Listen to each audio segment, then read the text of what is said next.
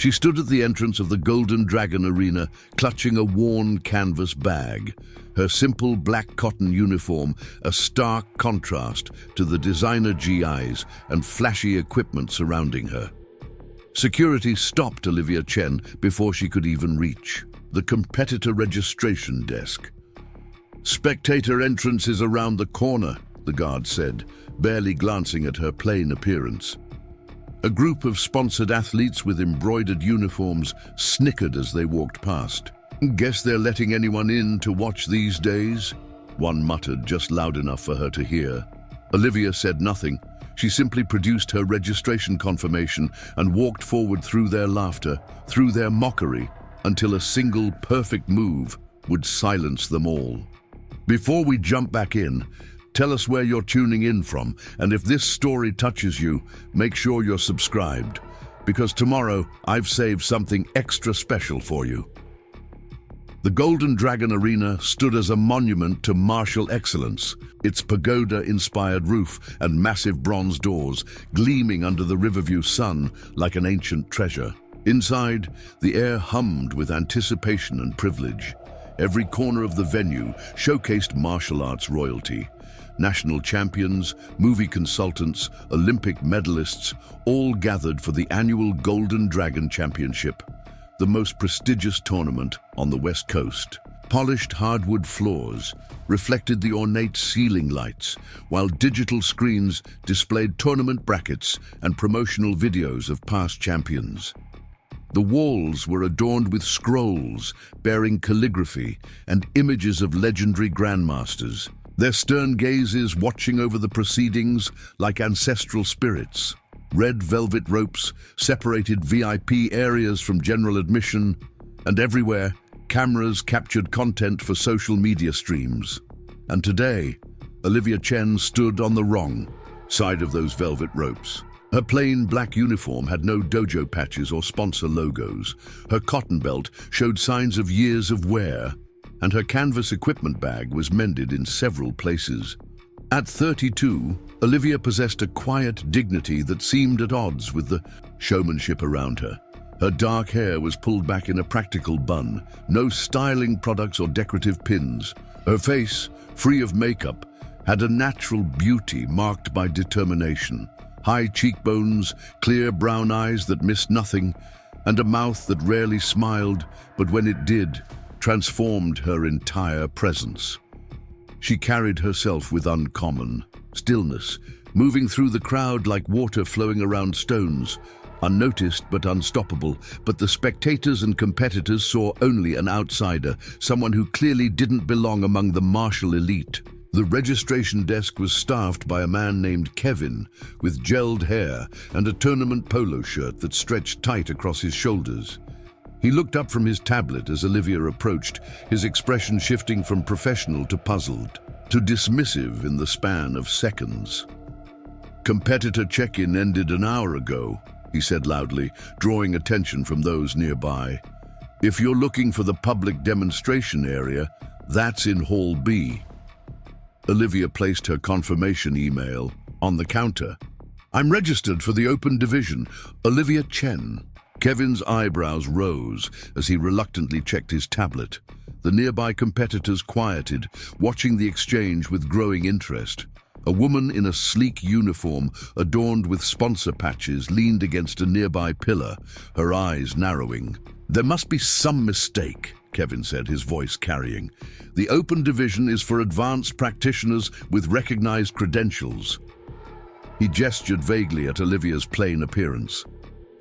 "Do you even have a master's endorsement?" Before Olivia could answer, Marcus Torres, heir to a sporting equipment fortune and three-time regional champion, stepped forward, his custom uniform crisp and blindingly white against his tan skin. "They're letting in weekend warriors now," he called out, triggering chuckles from his entourage. "This isn't community center karate, honey." Olivia remained composed as she withdrew a second document, a simple letter with a red wax seal. "My qualification," she said quietly, placing it beside her registration. Kevin examined the letter, his smirk faltering as he scanned its contents. The screen on his tablet flashed green as he reluctantly entered her information. "Fine," he muttered, sliding an access badge across the counter. "Division 3 starting in 30 minutes, but this is highly irregular." The crowd parted half-heartedly as Olivia collected her badge and moved toward the preparation area, whispers following in her wake. As she walked through the main exhibition hall, phones turned in her direction, competitors and spectators alike, capturing her presence like a curiosity. The Golden Dragon Championship's social media feed immediately lit up with comments. "Who let in the substitute teacher?" "Here's wrong venue." "Budget martial artist has entered the chat." "Golden Dragon fail." "Is this a joke entry? Someone check her credentials." "Martial arts gate." Sophia Reynolds, 5-time champion with endorsement deals from 3 major athletic brands, stood in the center of a circle of admirers, her blonde hair pulled into an immaculate competition braid. She paused mid-story as Olivia passed, her perfectly shaped eyebrows arching. "Well, look what wandered in," she announced, cameras from her documentary crew swinging to capture the moment. "Someone forgot to mention its BYOS, bring your own skills." Her followers laughed. On cue, several posting the exchange in real time. Olivia's expression remained unchanged as she continued toward the warm-up area, but the viewership numbers on the tournament livestream were climbing, comments flooding in about the plain Jane who'd somehow gotten through registration. The warm-up area was a cathedral of athletic preparation. Competition rings outlined in red tape stretched across the polished floor, while screens displayed match schedules and competitor profiles. Athletes from prestigious dojos stretched and practiced, their movements quick and showy, designed to intimidate as much as to prepare. Olivia found an empty corner and set down her canvas bag. She unzipped it carefully, revealing not the expected modern equipment but items that seemed from another time. Hand wraps made of simple cotton rather than the technical fabrics everyone else used, and a small wooden box containing what appeared to be medicinal balm. Jake Peterson, a competitor sporting the logo of an energy drink company on his uniform, nudged his training partner as he spotted Olivia. "Check out Grandma's remedies," he snickered, his voice carrying across the space. "What's next, healing?" "Crystals." His companion laughed, recording Olivia's preparations on his phone. "This will get me so many views. And martial arts disaster."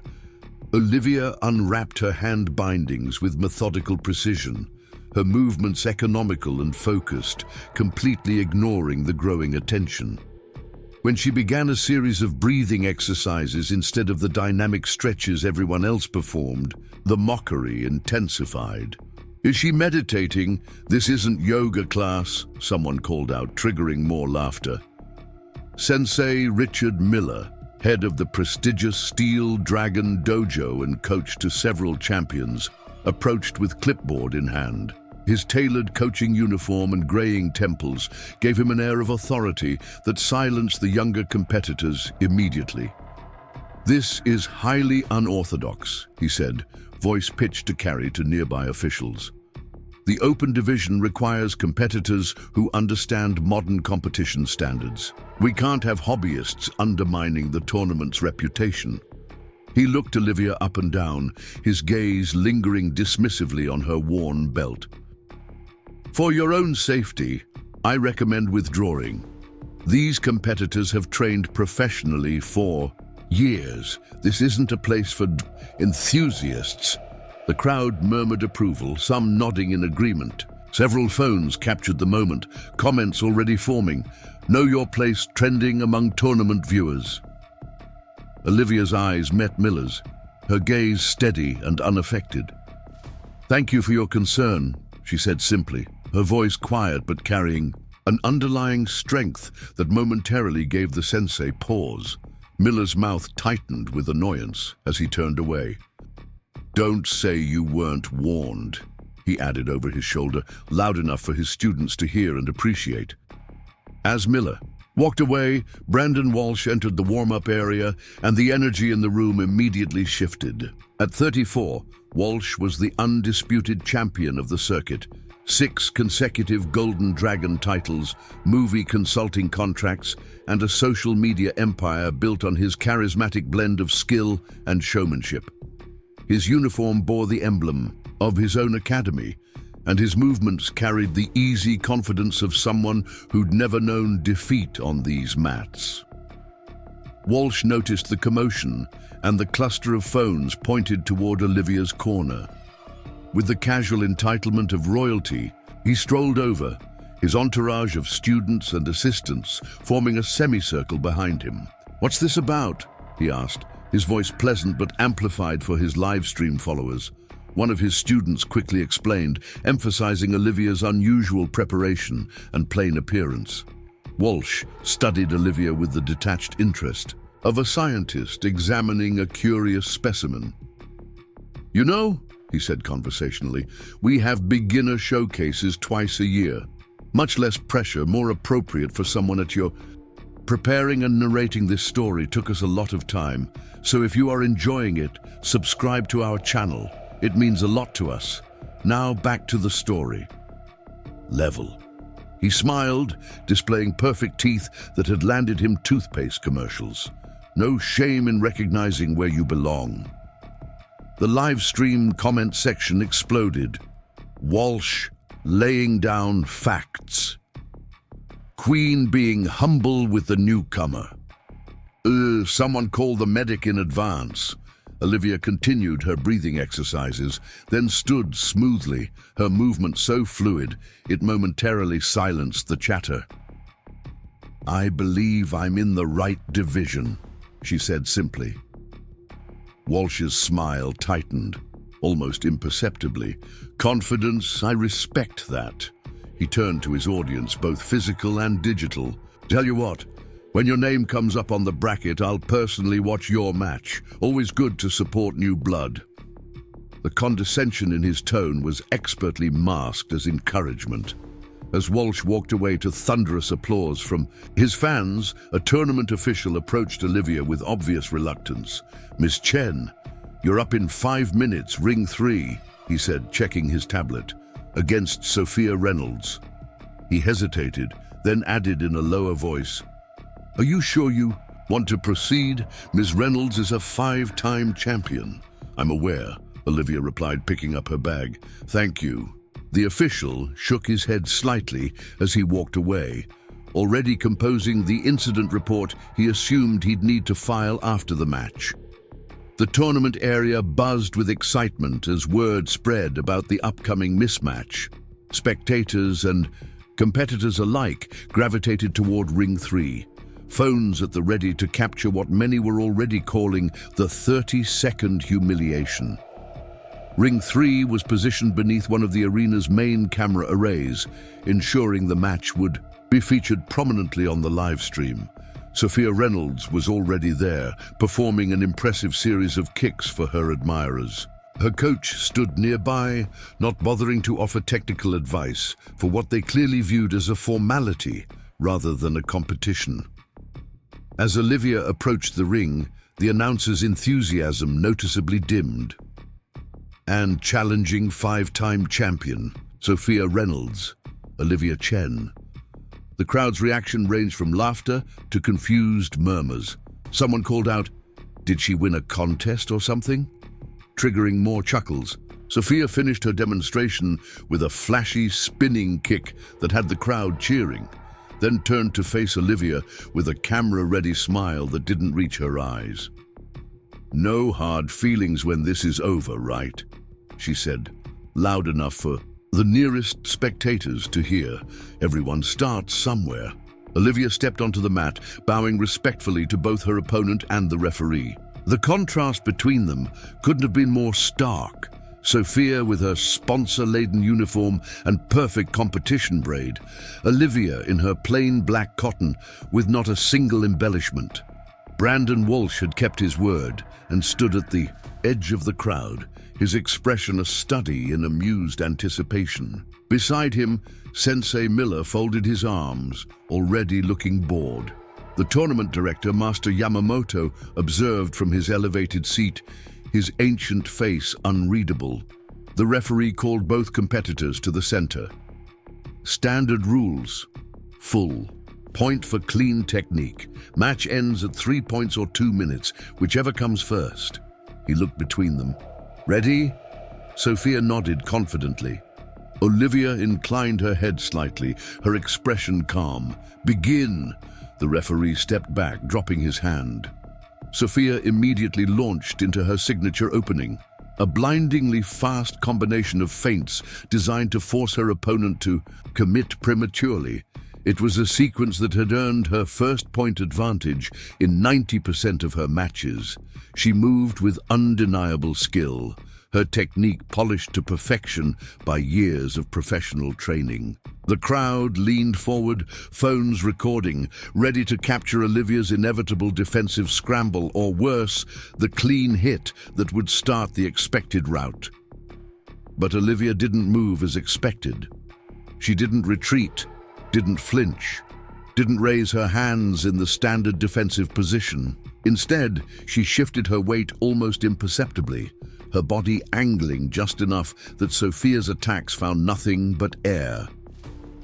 Confusion flickered across Sophia's face, quickly replaced by determination. She pressed forward with increased intensity, her techniques textbook perfect. Anyone watching could see her skill was exceptional, but each strike seemed to just miss its target, as if Olivia knew where the attacks would land before Sophia herself did. The crowd's excited chatter diminished to confused murmurs. Someone whispered, "Is Reynolds missing on purpose?" Brandon Walsh's casual stance had shifted, his eyes narrowed in sudden concentration. Sensei Miller uncrossed his arms, leaning forward slightly. After 30 seconds of increasingly frustrated attacks, Sophia committed fully to a powerful front kick, her championship-winning move. It was perfectly executed, with speed and force that had defeated countless opponents. In the instant before the kick would have connected, Olivia moved. Her response wasn't flashy or theatrical. There was no dramatic counter, no aggressive attack. Instead, she simply imploded, like water yielding to then redirecting a current. Her body moved with Sophia's momentum rather than against it. Her hand made contact with Sophia's leg for the briefest moment, and suddenly, impossibly, the champion was off balance. It happened so quickly, many missed it. A subtle shift, a gentle redirection, and Sophia stumbled forward, her perfect technique collapsing as she struggled to regain her footing. Before she could recover, Olivia's hand tapped her shoulder with such precise control, it seemed almost respectful. The referee's hand shot up. "Point, Chen!" The arena fell silent. Sophia stared at Olivia in disbelief, her composure cracking. "Lucky dodge," she muttered, retreating to her starting position. The spectators exchanged confused glances. The livestream chat exploded with questions. What just happened? Did Reynolds slip? Replay that! In the silence, Master Yamamoto leaned forward in his seat, his ancient eyes suddenly alert. "Ready? Continue." The referee's voice seemed unnaturally loud in the quiet arena. Sophia attacked again, all pretense of showmanship gone. Her movements were sharper now, driven by a competitive fury that had earned her multiple championships. This was no longer about an easy win. This was about pride. Olivia's response remained the same. Minimal movement, perfect timing, an economy of effort that made Sophia's attack seem increasingly desperate by comparison. When she countered this time, the contact was so subtle, some viewers would later argue they hadn't seen her move at all. Yet somehow, Sophia found herself stumbling again, and Olivia's hand tapped her sternum with feather-light precision. "Point, Chen, 2-0. The crowd's silence deepened, then erupted into confused chatter. Phones were raised higher, zooming in on Olivia's face, searching for some explanation for what they were witnessing. Brandon Walsh's casual stance had completely vanished. He stood rigid now, his eyes locked on Olivia's movements with an intensity that silenced his entourage. Sensei Miller's face had drained of color, his clipboard hanging forgotten at his side. Sophia returned to position, her confidence shattered, replaced by visible frustration. Her coach called out instructions that she seemed barely to hear. Her perfect braid had come slightly undone, a visual representation of her unraveling composure. "Final point," the referee announced. "Ready? Continue." Sophia launched herself forward with everything she had, a champion's desperation, a flurry of techniques that had intimidated opponents for years. The crowd held its collective breath. Olivia moved like mist, present yet intangible. Her response wasn't just skilled, it was artful. When she finally countered, it was with a move so classically perfect, yet so rarely seen in modern competition, that several older masters in the audience gasped in recognition. Sophia found herself completely off balance, her attack redirected into empty space. Olivia's final point came not as a strike, but almost as an afterthought, a gentle touch to Sophia's back as the champion stumbled past. Point and match, Chen, 3-0. The arena erupted, not in cheers, but in a chaos of reactions, disbelief, confusion, shock. The live stream comment section scrolled too fast to read, hashtags forming spontaneously. Who is Chen? What just happened? Martial arts mystery. Sophia stood frozen, her face a mask of disbelief. Her documentary crew hovered uncertainly, cameras still rolling, but no one quite sure what narrative they were capturing anymore. Olivia bowed respectfully to her defeated opponent, then to the referee, her expression unchanged. As she turned to leave the mat, her eyes briefly met Brandon Walsh's stunned gaze. Something unspoken passed between them, a recognition that transcended the spectacle surrounding them. The crowd parted as she walked back to her corner, no longer with mockery, but with a stunned, reverent silence.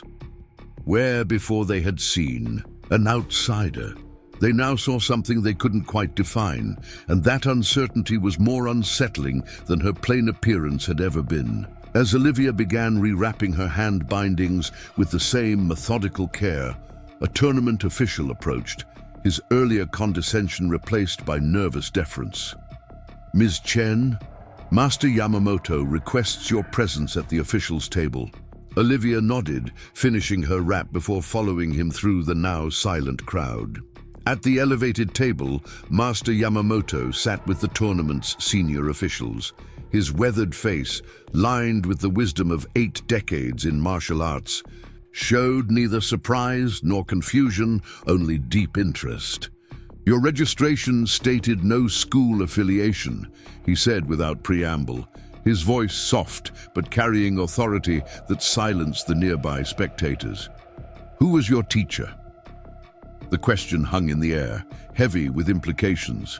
The crowd leaned, straining to hear her response. Olivia's composure remained unchanged. "My uncle, Wei Chen." Master Yamamoto's eyes widened slightly, the first real emotion he had displayed. "Wei Chen of the Hidden River Temple?" A murmur ran through the older masters present. Sensei Miller, who had pushed his way to the front of the gathering crowd, visibly paled. "Yes," Olivia answered simply. Master Yamamoto studied her for a long moment, then nodded as if confirming something to himself. "Wei Chen left the martial arts community 30 years ago. Many believed he had passed away." "He preferred solitude," Olivia replied. "He taught only one student." The implications settled over the arena like a physical weight. Brandon Walsh stepped forward, his celebrity persona completely stripped away. "What style was that?" he asked, professional curiosity overriding his earlier condescension. "I've studied most classical forms, but I've never seen movements like yours." Before Olivia could answer, Master Yamamoto spoke. "Water dragon style, an ancient form thought lost decades ago." He turned to the officials beside him. Wei Chen was the last known master. The live stream chat exploded again, viewers frantically searching for information on Water Dragon Style and Hidden River Temple, finding only fragments of martial arts legends and historical footnotes. Master Yamamoto addressed Olivia directly, his voice softer now. Why did you come here, to this tournament of showmanship and commercial display? The questions silenced the crowd completely.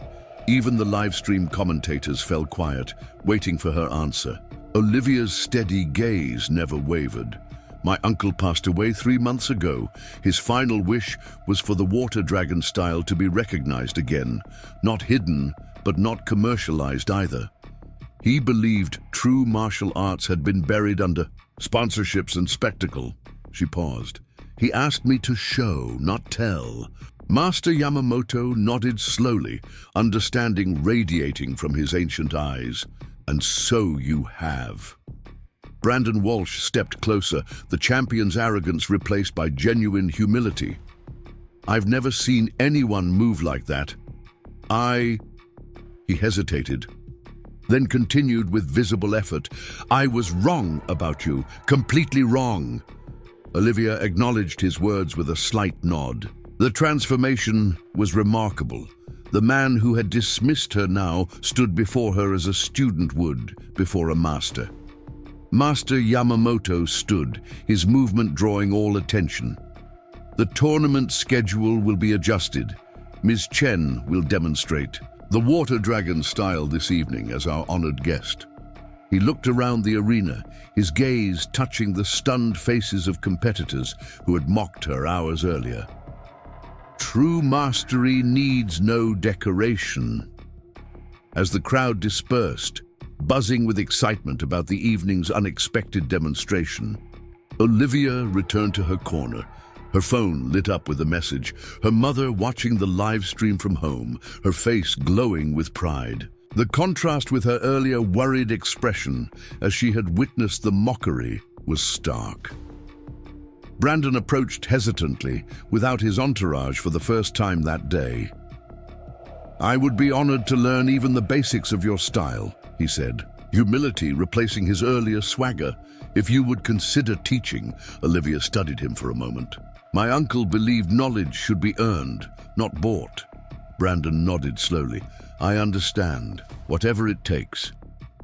As they talked, Sophia Reynolds approached, her perfect competition braid now completely undone, her expression a complex mixture of humiliation and awakening.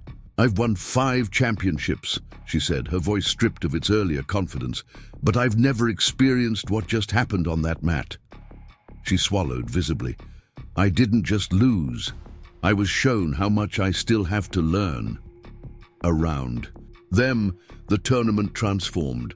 The mocking laughter replaced by respectful whispers, the dismissive glances now curious and admiring. Social media buzzed not with ridicule, but with wonder. Just a Water Dragon Style trending nationally within the hour. Olivia stood in the center of this transformation, unchanged by either their previous scorn or their current admiration. The simple woman in the plain uniform had silenced champions with a single move. Not through force or aggression, but through the purest expression of an art most had forgotten was ever more than a sport. And as evening approached, with the arena now packed beyond capacity with spectators eager to witness the Water Dragon Style, Olivia prepared just as she had that morning, methodically, quietly, with the unshakable certainty of someone who knew precisely who she was and why she had come. The martial arts world would never be the same again, and it had taken just one move to change everything. The arena hummed with anticipation as Olivia returned to the preparation area. The atmosphere had shifted dramatically. Where before there had been mockery, now there was uncertainty. Competitors who had laughed at her worn equipment now studied her with sidelong glances, their expressions a mixture of confusion and reluctant respect. The social media feeds that had once ridiculed her plain appearance now buzzed with speculation about the mysterious Water Dragon Style. In the center of the warm-up area, Brandon Walsh was executing a series of complex forms, his movements precise and powerful. A crowd of admirers surrounded him, phones recording his every move. Unlike Olivia's minimalist approach, Brandon's style was dynamic and visually stunning, a perfect blend of traditional techniques and modern athletic prowess. Each sequence ended with a flourish that drew appreciative murmurs from the onlookers. When he finished, applause erupted around him. Brandon acknowledged it with practiced humility, then turned toward Olivia's corner, his eyes narrowing as he spotted her quietly preparing. "Impressive victory," he called, his voice carrying across the space. "Beginner's luck or something more?" The question silenced the crowd. Phones swiveled to capture Olivia's response, live stream comments already speculating about the brewing confrontation. Olivia met his gaze calmly. "Just fundamentals," she replied, her voice soft but clear. Brandon's smile didn't reach his eyes. Fundamentals. Interesting choice of words. He crossed the space between them with confident strides, his entourage following like a wake behind a ship. "You know, I've spent 20 years studying with the greatest masters across Asia. I've never seen anyone move quite like you did." Around them, the crowd pressed closer, sensing the tension. "My uncle believed in mastering basics before attempting complexity," Olivia said, continuing her preparations without breaking rhythm. Brandon's eyebrow arched. "And yet you defeated a 5-time champion with those basics." He studied her for a moment. "I'm curious, how would your water dragon style fare against my thundering sky technique?" A murmur ran through the crowd. Brandon Walsh's thundering sky technique was legendary on the tournament circuit, a sequence of strikes so fast and powerful that opponents rarely saw them coming, let alone defended against them. Olivia paused in her preparations, looking up at him directly. "Different approaches to the same principles," she said. Brandon laughed, but there was an edge to it. "Philosophical too. Well, we'll see whose principles prevail." He gestured toward the main competition area. "I'd like to formally challenge you to a demonstration match. No points, no trophies, just skill against skill." The crowd gasped. Brandon Walsh never issued challenges. He accepted them occasionally from competitors who had earned the right through years of victories. To challenge an unknown was unprecedented. "Is that necessary?" Olivia asked, her calm demeanor unchanged. "Absolutely necessary," Brandon replied, his voice hardening slightly. "I've built my career on being the best. If there's someone better..." He left the implication hanging. Master Yamamoto appeared at the edge of the gathering, his ancient face contemplative. "Such a demonstration would be educational for all," he said, his voice cutting through the tension. "If both parties agree." All eyes turned to Olivia. The live stream chat exploded with comments. "She'll never accept. Walsh will destroy her. One lucky match doesn't make her his equal." Olivia wrapped her final hand binding, then stood with fluid grace. "If you believe it would be valuable," she said to Master Yamamoto rather than to Brandon. The old master nodded once, then turned to the tournament officials nearby. "Prepare the central ring. 30 minutes. As the crowd dispersed, buzzing with excitement, Sensei Miller approached Brandon, his expression troubled. "Are you certain about this?" he asked in a low voice. "There's something unconventional about her technique. Perhaps we should analyze her preliminary match more thoroughly before..." "I saw everything I needed to see," Brandon interrupted, his confidence unwavering. "She's skilled, certainly, but skilled enough to overcome 2 decades of championship training? Not a chance." Sensei Miller's concern didn't fade. "Water dragon style is mentioned in ancient texts. It's not flashy, but ancient texts don't win modern battles," Brandon said dismissively. "Trust me, Richard, this will be educational for her and for everyone who thinks traditional styles can compete with evolved techniques. Across the preparation area, Olivia sat in quiet meditation, seemingly oblivious to the commotion around her. A young tournament assistant approached hesitantly. "Ms. Chen, I'm David Kim. I've been assigned to assist you for the demonstration." His voice held none of the condescension that had greeted her earlier. "Is there anything you need?" Olivia opened her eyes, regarding him with gentle attention. "Just water, thank you." As David hurried away, Sophia Reynolds approached, her championship demeanor subdued after her unexpected defeat. "You're really going to face Walsh?" she asked, a hint of concern in her voice. "He's not like me. He won't underestimate you, and his thundering sky technique has never been defeated." Olivia nodded acknowledgement.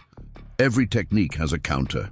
Sophia's expression shifted to genuine curiosity. "Your uncle, Wei Chen, why did he disappear from the martial arts world? The older masters speak of him with such reverence." "He believed competition was distorting the art," Olivia replied, "turning inner cultivation into external display." "And yet you're here," Sophia pointed out. A ghost of a smile touched Olivia's lips. "He also believed true principles needed to be demonstrated, not just discussed." Sophia was silent for a moment, processing this. "I've spent my entire career focused on winning," she finally said. "What you showed me out there wasn't about winning at all, was it?" "No," Olivia confirmed quietly. Before Sophia could respond, the arena announcer's voice boomed through the speakers. "All competitors and spectators, please proceed to the central ring for a special demonstration match between six-time champion Brandon Walsh and Olivia Chen." The central ring was the heart of the Golden Dragon Arena, elevated on a platform, surrounded by tiered seating, with special lighting designed to showcase the most prestigious matches. It was normally reserved for championship finals, not preliminary demonstrations. The fact that tournament officials had granted it for this impromptu challenge spoke volumes about the significance they placed on the encounter. By the time Olivia arrived, the seats were filled to capacity. The energy in the arena was different now, no longer dismissive, but keenly attentive. Social media influencers who specialized in martial arts commentary had arrived, their equipment set up to capture every moment. Sponsors who had previously ignored Olivia's presence now watched with calculated interest. Brandon was already in the ring, performing warm-up exercises that displayed his physical prowess. Explosive jumps, lightning-fast combinations, dynamic stretches that showcased his exceptional flexibility. Each movement was perfectly executed, a testament to years of rigorous training. Olivia climbed the steps to the platform with the same quiet composure she had maintained throughout the day. No flashy entrance, no acknowledgement of the crowd, just purposeful movement toward her position. The contrast between her and Brandon couldn't have been more stark. His dynamic energy versus her tranquil presence, his elaborate warm-up versus her stillness. Master Yamamoto stood at the edge of the ring, his ancient hands folded within the sleeves of his formal robe. "This demonstration," he announced, his voice carrying surprising strength, "is not about victory or defeat. It is about understanding. Observe not just the techniques, but the principles behind them." The crowd settled into an unusual silence, Master Yamamoto's words shifting their perspective from spectacle to study. Brandon and Olivia moved to the center of the ring, bowing to Master Yamamoto, then to each other.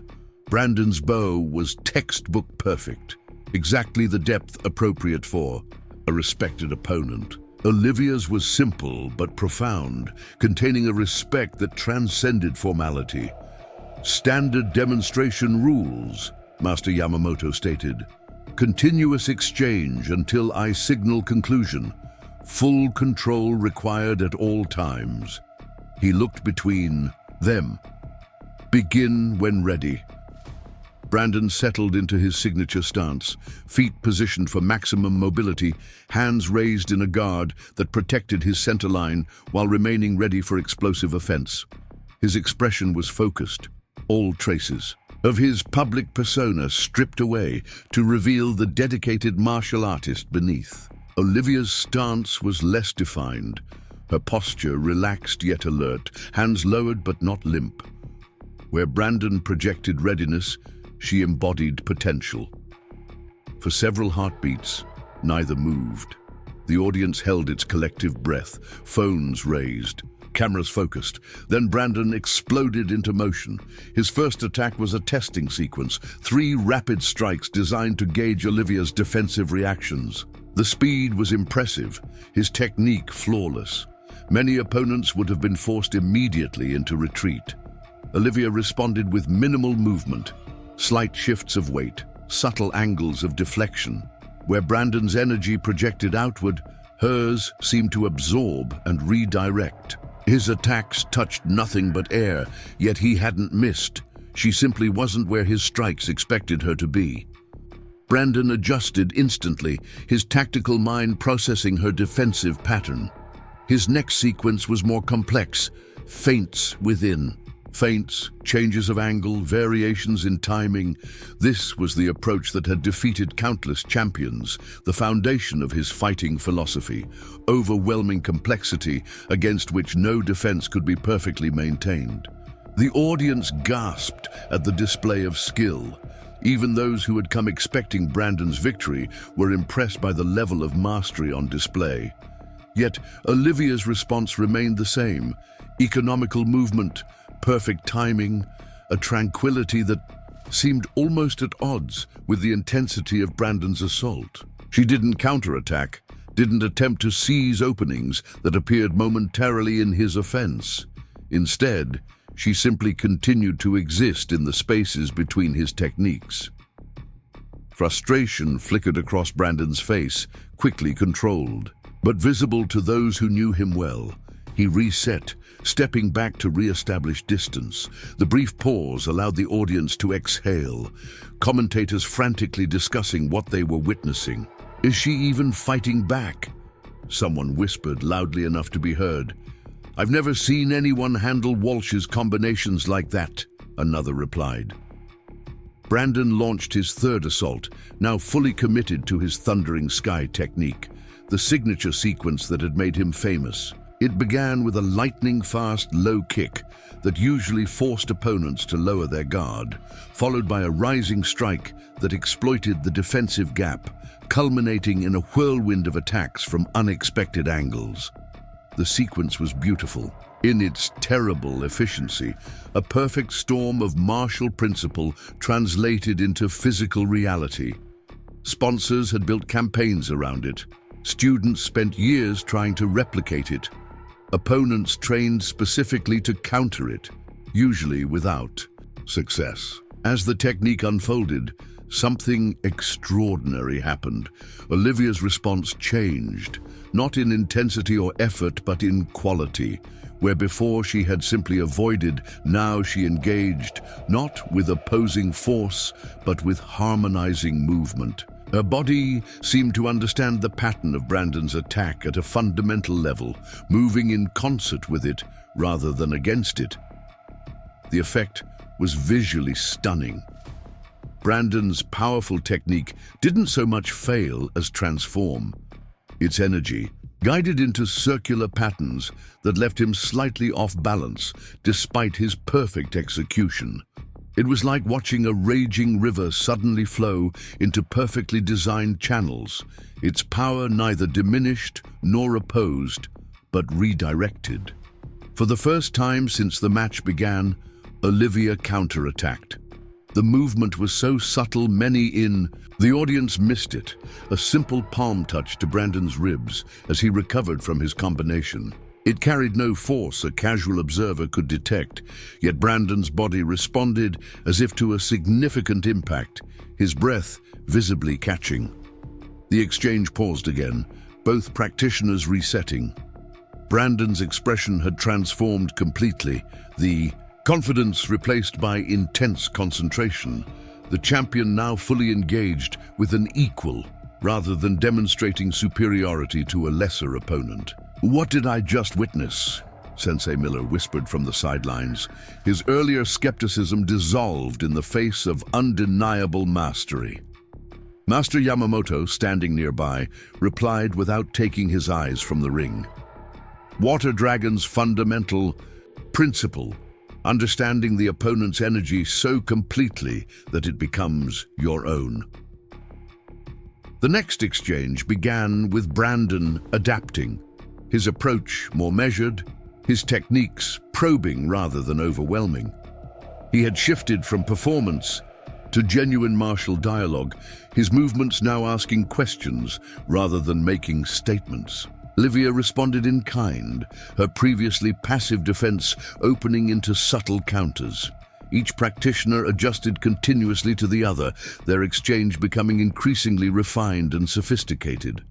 What had begun as a demonstration was evolving into something many of the older masters present recognized but hadn't witnessed in years. A true conversation of skill, a mutual exploration of principle. The audience watched in rapt silence, social media commentary giving way to simple recording of what many sensed was a historic moment in martial arts. Competitors who had spent their careers focused on winning points now observed a different kind of exchange, one where victory was irrelevant and understanding was everything.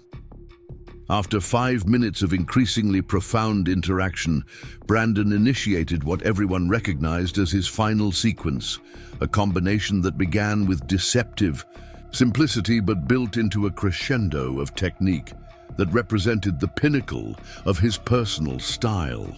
It was both generous and challenging, offering Olivia the opportunity to engage with his absolute best. Her response transformed the moment from impressive to transcendent. Rather than countering or evading, she entered Brandon's technique, her movement so perfectly synchronized with his that for moments they appeared to be performing a choreographed duet rather than a martial exchange. When the sequence concluded, they stood facing each other, Brandon's final strike hovering centimeters from her face, her palm resting lightly over his heart. For 3 heartbeats, they remained frozen in this tableau, the audience collectively holding its breath. Then Master Yamamoto's voice cut through the silence. "Enough!" They separated, stepping back to bow to each other. The bow they exchanged now was deeper than the first, containing a mutual respect that had been earned rather than offered. The silence held for another moment. Then the arena erupted, not in cheers or applause at first, but in a collective exhalation of wonder. Then came the standing ovation, spectators rising from their seats in recognition of what they had witnessed. Brandon's face showed no disappointment, no frustration at having his supremacy challenged.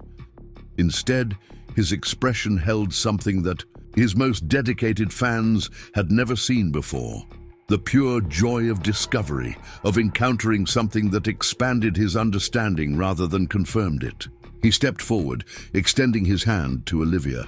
"I've trained with masters across Asia for 20 years, he said, his voice carrying in the now quiet arena. "And I've never experienced what just happened. Your uncle taught you something I've been searching for my entire career." Olivia accepted his hand, her serene expression warming slightly. "The water dragon style isn't about techniques," she replied. "It's about principles. My uncle believed they could be found in all true martial arts if one looked deeply enough." Brandon nodded slowly. "I've been looking at the surface for too long." He glanced around at the spectators, the cameras, the trappings of commercial martial arts that had defined his career. Winning, not understanding. Master Yamamoto approached, his ancient eyes bright with approval. "This," he said, addressing the crowd as much as the 2 practitioners, "is why we practice the arts. Not for trophies or titles, but for moments of true exchange." He turned to Olivia. "Your uncle would be proud. You have honored his wishes without compromising his principles." As they left the ring, the audience remained standing, their applause continuing. The social media feeds that had once mocked Olivia's plain appearance now overflowed with appreciation for her extraordinary skill. Hashtags evolved from Bao Huishchen to Now Water Dragon Wisdom, from Our Martial Arts Mystery to How Martial Arts Revolution. In the preparation area, competitors who had laughed at Olivia's worn equipment now approached hesitantly, their previous disdain replaced by genuine respect. Even Sophia Reynolds, 5-time champion and former mocker, waited to speak with her. "I didn't understand before," Sophia said when her turn came, her carefully cultivated image set aside for rare sincerity. "All these years, I thought mastery was about defeating others. What you showed out there, it was about something else entirely." Olivia's response was simple. "My uncle used to say that true victory isn't defeating an opponent, but transcending the need for opponents altogether." As the conversation continued, Sensei Miller approached Brandon, his expression troubled. "You realize what this means for your academy, for your brand? Everything we've built has been based on your undefeated record, your proven superiority." Brandon watched Olivia speaking quietly with the other competitors, a thoughtful expression on his face. "Maybe it's time for something new," he said. "Something more authentic." Across the arena, tournament officials huddled in urgent discussion. The day's events had disrupted their carefully planned schedule, but more importantly, had challenged the very foundation of their competitive framework. A martial art that prioritized understanding over victory didn't fit neatly into their point-based system. Director of Communications Lisa Turner approached Olivia with professional caution. "Ms. Chen, we'd like to discuss featuring the Water Dragon style more prominently in tomorrow's program. Perhaps a special exhibition. Our sponsors are very interested." Olivia regarded her with calm attention. "The style isn't meant for exhibition, it's meant for practice," Lisa persisted. "We could offer a significant honorarium. This could be a valuable opportunity to share your uncle's teaching with a wider audience." "My uncle believed commercializing martial arts distorted their essence," Olivia replied. "I'm here to demonstrate, not to market." Lisa's smile became strained. "Perhaps we could discuss this further with your agent or representative." "I don't have one," Olivia said simply. Before Lisa could respond, Master Yamamoto intervened. "The Water Dragon style will be presented tomorrow as I deem appropriate," he said firmly. "Without sponsors, without commentary, without modification." Lisa nodded reluctantly and withdrew, already composing alternative promotional strategies in her mind. As the evening progressed, the arena gradually emptied, competitors and spectators departing with conversations that would continue long into the night. What they had witnessed had challenged fundamental assumptions about martial arts excellence, about the relationship between tradition and innovation, about the very purpose of their practice. In a quiet corner of the preparation area, Brandon approached Olivia again, his entourage conspicuously absent. His public persona had been set aside completely, revealing the serious student beneath the champion's facade. "I've never asked this of anyone," he said without preamble, "but I need to understand what I experienced today. Would you consider teaching me?" Olivia studied him for a long moment. "Teaching requires the right relationship between student and teacher. You've spent your career being the master. Could you genuinely become the student?" Brandon's answer came without hesitation. "For this understanding, absolutely. It would mean setting aside much of what you've built," Olivia continued.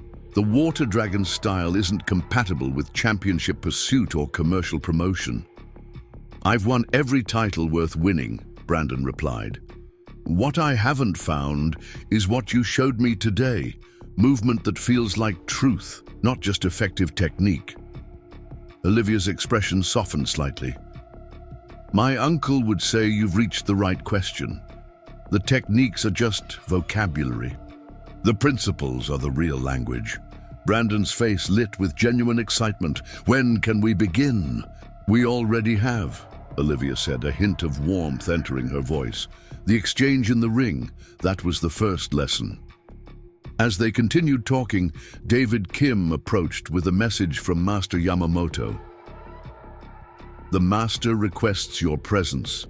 At his private study, Ms. Chen, both of you, he added, including Brandon with a respectful nod. Master Yamamoto's study was a sanctuary of martial wisdom, walls lined with ancient texts, traditional weapons displayed with reverent care, calligraphy scrolls bearing maxims that had guided practitioners for centuries.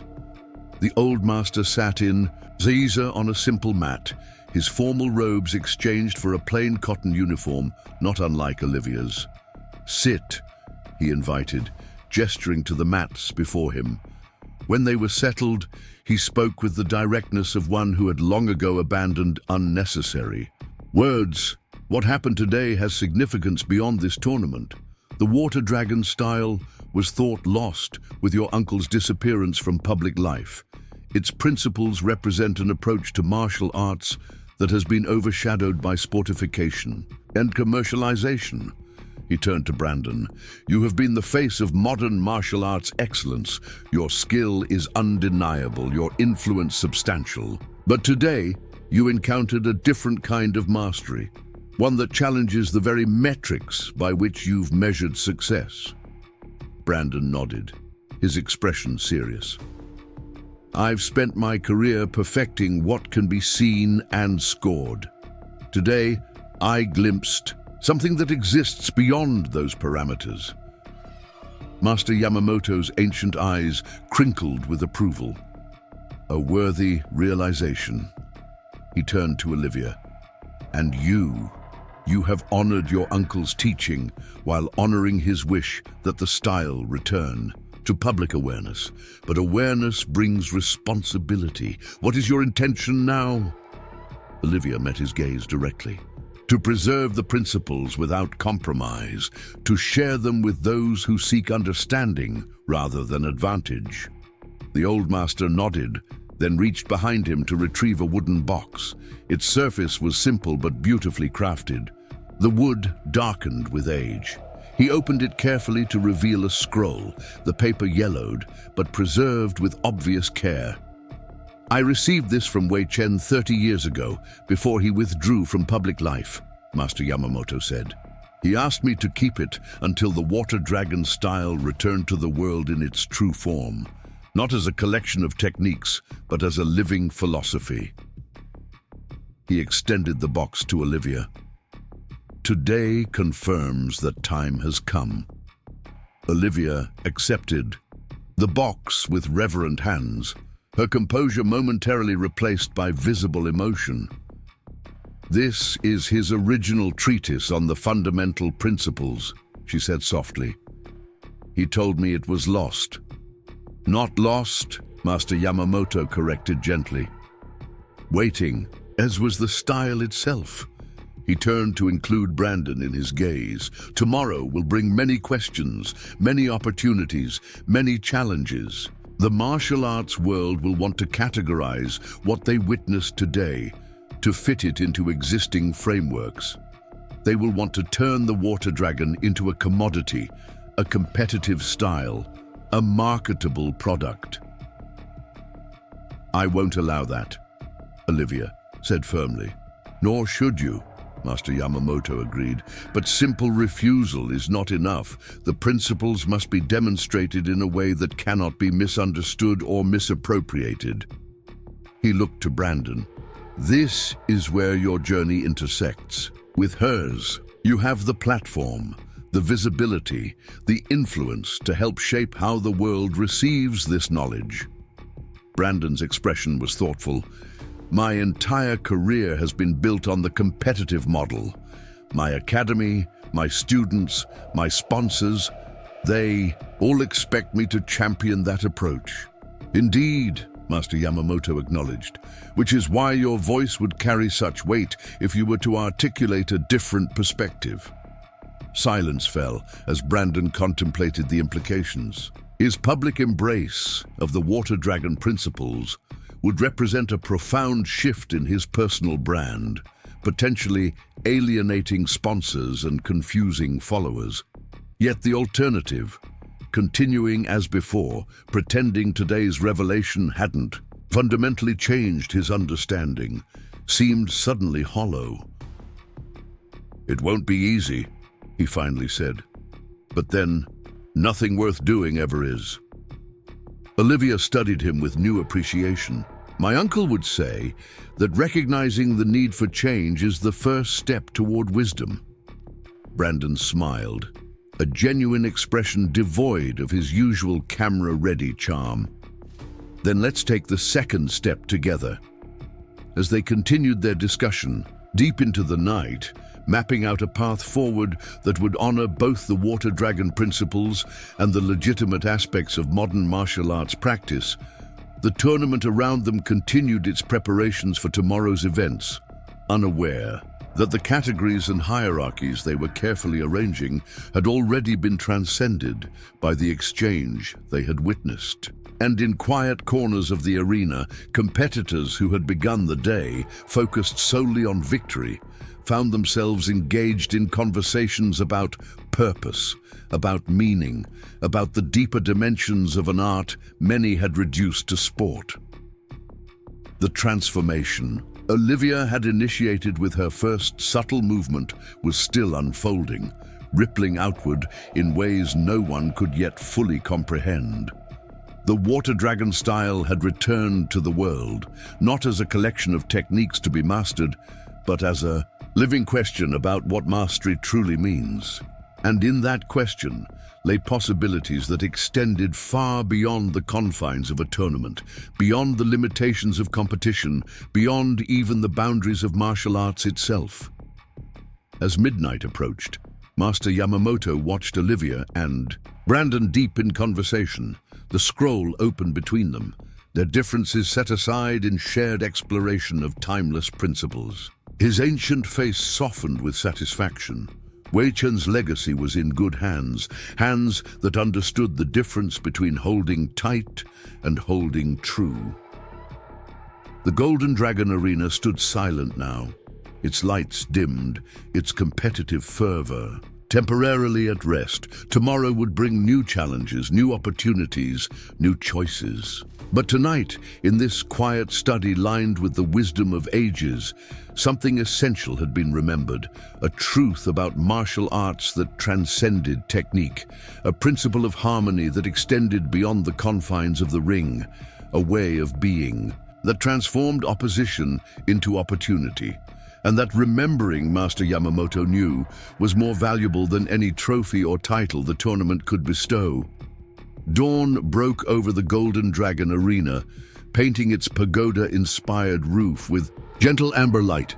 Tournament staff moved quietly through the halls, preparing for what many already sensed would be a historic final day. News of yesterday's demonstration had spread far beyond the arena walls, videos circulating online, martial arts forums buzzing. With analysis, reporters gathering in unprecedented numbers. Olivia arrived early, slipping through a side entrance to avoid the growing crowd of onlookers. David Kim met her with a respectful bow that would have been unthinkable yesterday morning. "Master Yamamoto has arranged a private space for your own preparation," he explained, leading her through a corridor usually reserved for distinguished guests. "The media requests are substantial." Olivia nodded her thanks, her demeanor unchanged by the overnight transformation of her status. Her canvas bag still showed its careful mending. Her uniform remained unadorned. The previous day's revelations had changed how others perceived her, but had not altered her self-perception. The preparation room was simple but serene. Tatami, mats covering the floor. A small altar bearing incense in one corner, windows overlooking a garden where early mist still clung to ornamental stones. A portrait of Wei Chen hung on the wall, his severe expression belying the compassion those who knew him had recognized in his eyes. Olivia paused before her uncle's image, offering a small bow. "The first step is taken," she said softly. "The principles remembered." As she began her morning routine, the same measured movements she had practiced for decades under Wei Chen's guidance, activity throughout the arena intensified. Tournament director Lisa Turner huddled with her communications team, grappling with the sudden surge of interest in an event that had previously attracted only dedicated martial arts enthusiasts. "We need to capitalize on this," she insisted, scrolling through social media metrics on her tablet. "The Water Dragon style is trending globally. Ticket requests have crashed our system twice already." Her marketing coordinator looked uncertain, but Ms. Chen has declined all interview requests. She's made it clear she won't participate in promotional activities. Lisa's expression hardened with determination. "Then we work around her, focus on the mystery, the exclusivity. The style too profound to be commercialized. People always want what they're told they can't have." Across the arena, in the executive suite, representatives from major sporting brands conducted urgent conference calls. Endorsement contracts were being drafted, marketing campaigns conceptualized, all centered around a woman who had shown no interest in either fame or fortune. In another private room, Brandon Walsh sat in quiet meditation, his usual pre-competition rituals abandoned. The scroll Master Yamamoto had given them lay open before him, its ancient wisdom challenging everything he had built his career upon. His phone buzzed incessantly with messages from his agent, his sponsors, his academy staff, all demanding explanations, strategy sessions, damage control. He had silenced it hours ago. By mid-morning, the arena was filled beyond capacity. Extra seating had been hastily arranged, viewing screens set up in overflow areas. The audience was notably different from previous days, not just the usual competitors and enthusiasts, but philosophers, academics, traditional masters who had long abandoned the tournament circuit, cultural preservationists drawn by rumors of a lost art revitalized. Master Yamamoto moved through the preparations with calm authority, making subtle adjustments to the program. The scheduled competitions would proceed, but the focus had shifted unmistakably to the special demonstration now slated for noon. Beneath the competitors' area, the atmosphere had transformed. Where arrogance and showmanship had dominated, now thoughtful discussion prevailed. Sophia Reynolds sat with a group of younger competitors, her championship medals nowhere in evidence, her usual entourage replaced by earnest students. "It's not about softness versus strength," she explained, demonstrating a subtle movement with her hand. "It's about understanding force so completely that you can redirect it without opposition. I've trained for 15 years and never grasped that fundamental principle until yesterday." Nearby, Sensei Miller watched with a complex expression, professional skepticism warring with undeniable evidence of something beyond his current understanding. His students gathered around him, their questions reflecting a shift in priorities. Less concern for competitive advantage, more interest in deeper principles. "Will this change how we train?" one asked. Miller considered carefully before answering. "It must," he finally said. "To ignore what we witnessed would be to deliberately choose limitation over growth." At precisely noon, the arena lights dimmed. The usual bombastic tournament music was replaced by a single bell, its clear tone resonating through the silence. Master Yamamoto stepped onto the central platform, his formal robes emphasizing the solemnity of the occasion. "Today," he began, his voice carrying without apparent effort, "we witness not a competition, but a remembrance. The Water Dragon style emerges not as a new approach to martial arts, but as an ancient wisdom temporarily forgotten in our pursuit of spectacle." The audience listened with unusual attention, social media temporarily set aside in favor of direct experience. Olivia Chen carries her uncle's teaching not as a possession to be displayed, but as a responsibility to be honored. Watch with your full attention. What you will see is not a performance, but a practice, not entertainment, but embodiment. He turned, gesturing toward the entrance. Olivia emerged, her presence commanding attention not through dramatic entrance, but through the quality of her movement.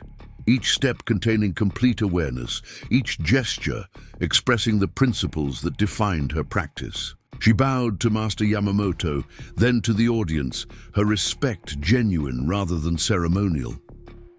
As she took her position in the center of the platform, the audience fell into deeper silence, sensing they were about to witness something beyond ordinary demonstration. What followed defied the expectations of spectacle that modern martial arts events had cultivated. There were no dramatic kicks, no explosive movements, no displays of physical prowess designed to impress.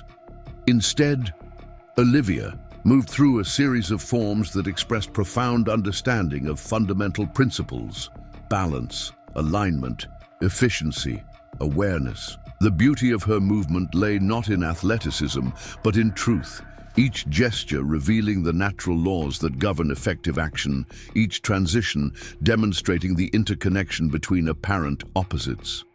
Force became flexibility, advance became yield, technique became principle made visible.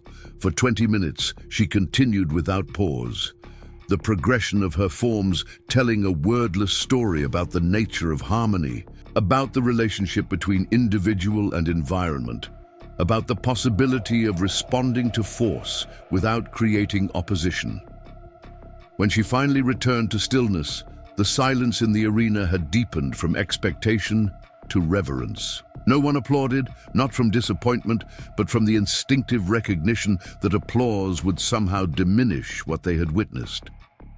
Master Yamamoto allowed the silence to hold for several breaths before speaking again.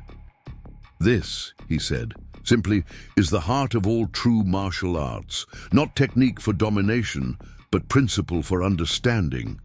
He gestured again, and Brandon Walsh emerged from the same entrance. His presence still commanded attention, but differently now.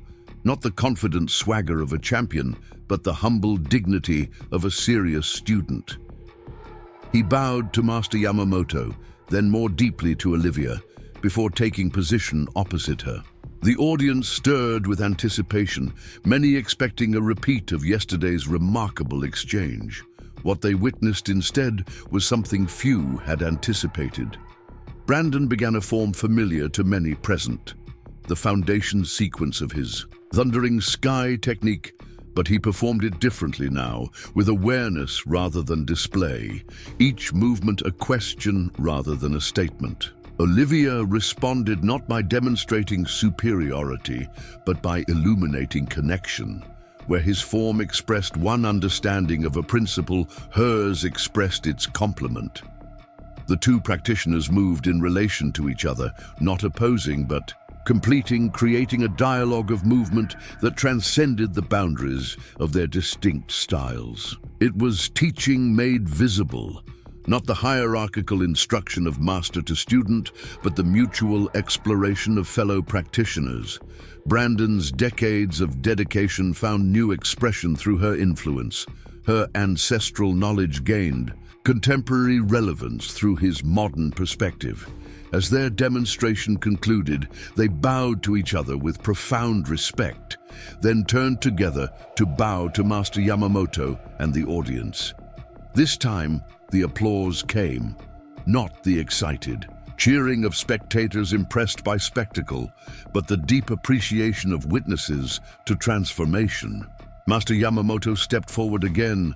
"What you have seen today represents possibility, not just for martial arts, but for how we might approach all forms of knowledge. Tradition without innovation becomes stagnant. Innovation without tradition becomes rootless. Together they create living wisdom." He gestured to Olivia and Brandon. These practitioners have chosen to establish the Water Dragon Academy, dedicated to preserving these principles and exploring their application in contemporary life, not as a commercial enterprise, but as a cultural trust, open to serious students regardless of background or resources. This announcement sent ripples through the audience, particularly among the representatives of commercial interests who had arrived with contracts and promotional strategies. Brandon stepped forward, speaking publicly for the first time since yesterday's revelation. My entire career has been built on achievement, on measurable success, on visible results. What I experienced yesterday was something beyond measurement, a quality of movement that expressed truth rather than technique. He looked out at his fans, his students, his business associates. I'm stepping away from competition, from commercial endorsements, from the pursuit of external validation. The Water Dragon Academy will not participate in tournaments, will not rank students through belts or titles, will not sell merchandise or franchises. A murmur ran through the crowd. Confusion, disappointment, but also curiosity and respect. Instead, Brandon continued, we will focus on the development of understanding, not just of martial technique, but of the principles that underlie effective action in any context. Those seeking trophies should look elsewhere. Those seeking transformation will find a home with us. Olivia joined him, her quiet presence a perfect complement to his passionate declaration. My uncle believed that true martial arts were never meant to be a path to fame or fortune, but a journey towards self-knowledge. The Water Dragon style exists not to defeat others, but to harmonize apparent opposition into productive relationship. She gestured to the scroll now displayed on a simple stand at the edge of the platform. This treatise contains no secret techniques, no special methods, no shortcuts to power. It offers only questions that must be answered through practice, principles that must be embodied through experience, wisdom that must be rediscovered by each generation. Master Yamamoto nodded approval, then addressed the audience once more. Today marks not an ending, but a beginning, a return to fundamental questions about why we practice martial arts, what we seek through this discipline, how we might embody its deepest wisdom rather than simply displaying its surface techniques. As the formal demonstration concluded, the arena buzzed with conversation. Commercial representatives huddled in corners, rapidly revising strategies in light of this unexpected development. Media personnel struggled to frame a narrative that transcended the usual tropes of competition and conquest. But the most significant conversations happened among the practitioners themselves, champions questioning their definitions of success, instructors reconsidering their teaching methods, students wondering about the true purpose of their practice. Sophia Reynolds approached Olivia as she prepared to leave, her championship demeanor completely set aside. I've spent my entire career seeking validation through victory, she said, her voice contemplative. Yesterday I experienced defeat, but it felt more valuable than any of my championships. Olivia regarded her with genuine attention. Defeat and victory are just temporary conditions. What matters is what we learn from either experience. Sophia nodded slowly. I'd like to visit your academy when it opens. Not as a champion, just as a student. All who come with sincere intention are welcome, Olivia replied. Nearby, Sensei Miller engaged in earnest conversation with Brandon. Decades of professional rivalry dissolved in the face of shared purpose. My teaching has emphasized external form for too long, he admitted. I've created skilled competitors, but not necessarily wise practitioners. Brandon clasped his shoulder with newfound humility. We've all been limited by the frameworks we accepted without question. Now we have the opportunity to expand those frameworks, to recover what's been forgotten without abandoning what's been gained. Throughout the arena, similar conversations unfolded. Commercial aspects of martial arts not rejected but reconsidered. competitive frameworks not abandoned but contextualized, traditional wisdom not glorified but re-examined for its contemporary relevance. As evening approached, the Golden Dragon Arena gradually emptied. The scheduled competitions concluded with less fanfare than usual, the participants more thoughtful, the spectators more reflective. Something fundamental had shifted, not dramatically perhaps, with headlines and proclamations, but subtly in the quality of attention brought to an ancient practice. Olivia stood in the garden behind the arena, watching the sunset paint the sky in deepening shades of amber and gold. Master Yamamoto joined her, his ancient face serene in the fading light. "Your uncle would be pleased," he said simply. Olivia nodded. "Not because his name will be remembered, but because his understanding will continue." "The commercial interests will not give up so easily," Yamamoto observed. "They will find ways to appropriate the form, if not the substance." "Let them try," Olivia replied without concern. "True principles must be embodied, not imitated. Those who seek only the appearance will find nothing of value." They stood in companionable silence as twilight deepened around them. In the distance, the sounds of the city continued, traffic flowing, commerce bustling, life proceeding in its usual patterns. But here, in this small garden, something timeless had been remembered, something essential reclaimed. The woman who had arrived yesterday in a worn uniform, mocked for her plain appearance and humble equipment, had initiated a transformation that would ripple through the martial arts community for years to come. Not through domination or disruption, but through demonstration of a different possibility. A way of practicing that honored both tradition and innovation, both principle and application, both inner development and outer expression. As Master Yamamoto departed with a respectful bow, Brandon joined Olivia in the garden, his public persona set aside, his champion's confidence replaced by students' humility. "It won't be easy," he said, continuing a conversation they had begun the night before, changing direction after so many years of momentum in one path. "The difficulty is what makes it worthwhile," Olivia replied. "My uncle used to say that comfort and growth rarely coexist." Brandon smiled, a genuine expression devoid of performance. "I've spent my career being certain about techniques, about methods, about what constitutes excellence. It's strangely liberating to step into uncertainty." "Not uncertainty," Olivia corrected gently. "Openness. There's a difference between not knowing and being willing to discover." As darkness settled over the garden, they continued their conversation.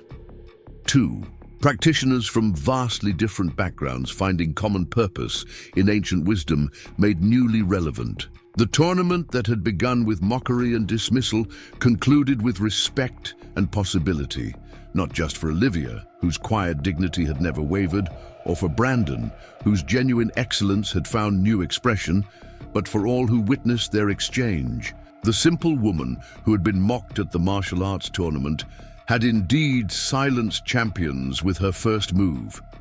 But the greater accomplishment wasn't the silencing of others, but the awakening of new questions. Questions about mastery, about purpose, about the relationship between tradition and innovation, about what we might be capable of when we move beyond opposition into harmony. And in those questions lay the seeds of transformation that would continue long after the tournament ended. The spectators departed, and the media attention faded. A quiet revolution in understanding, initiated not through force, but through demonstration, not through conquest, but through connection. The Golden Dragon Arena stood empty now, its lights dimmed, its competitive energy at rest. Tomorrow, it would return to its usual purpose, hosting contests and awarding trophies, celebrating champions and ranking achievements. But something had changed. Some deeper awareness had been seeded, a reminder that beneath the spectacle of martial arts lies a wisdom that transcends competition, a practice that reveals not just physical capacity, but human possibility. Up next, you've got two more standout stories right on your screen. If this one hit the mark, you won't want to pass these up. Just click and check them out.